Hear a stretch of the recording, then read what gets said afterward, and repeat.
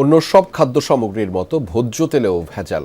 চট্টগ্রামে ভোক্তা অধিদপ্তরের অভিযানে ধরা পড়েছে ভয়াবহ জালিয়াতি।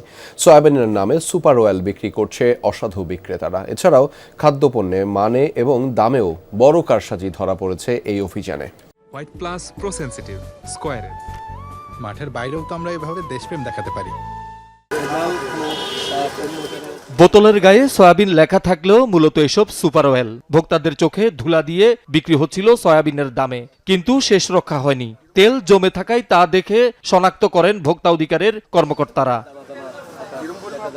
চট্টগ্রাম মহানগরীর কাপ্তাই রাস্তার মাথা এলাকার কামাল বাজারে অভিযান চালিয়ে এমন প্রতারণার দায়ে জসিম এন্টারপ্রাইজ নামের প্রতিষ্ঠানকে 15,000 টাকা জরিমানা করা হয়।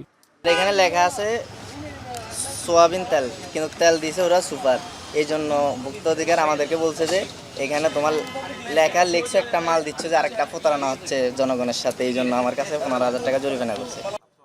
মূল্য তালিকা হালনাগাদ না থাকা, অতিরিক্ত দামে পণ্য বিক্রির অভিযোগে আরও 5টি প্রতিষ্ঠানকে 15,000 টাকা জরিমানা করে সংস্থাটি। সতর্ক করা হয় আরও কয়েকজন বিক্রেতাকে।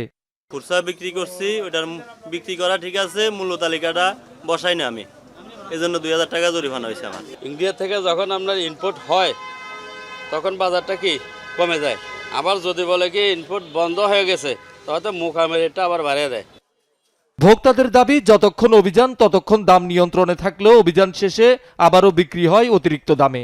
গত সপ্তাহে পেঁয়াজ ছিল 50 টাকা, এখন বলতেছে 55-60 টাকা, 16 সেরকম প্রত্যেক জিনিসপত্রের দাম তো আপনার বেড়ে গেছে। আপনার আগে যা ছিল তার থেকে আপনার ডাবলের মতো হয়ে গেছে মনে হচ্ছে। আপনার এটা তো কমানো দরকার। তখন সব কিছু ঠিক থাকে, অনেকটা দেখা যায় 4টা টাঙিয়ে রাখে, তো অভিযান শেষ হওয়ার পরই আবার যে লাভ সেই কদু সেটা হয়ে যাচ্ছে।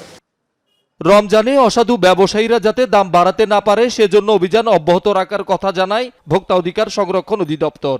আমাদের কার্যক্রম রেগুলার আপনার চলতে থাকবে, চলমান থাকবে, এবং তাদের এগেইনস্টে একটাই বার্তা, যদি নিয়মের যদি ব্যত্যয় হয় তাহলে আমরা আইনানুগ ব্যবস্থা নিব, এবং সেটা কঠোর ব্যবস্থার দিকে আমরা যাব। শহীদুল সুমন, যমুনা নিউজ, চট্টগ্রাম।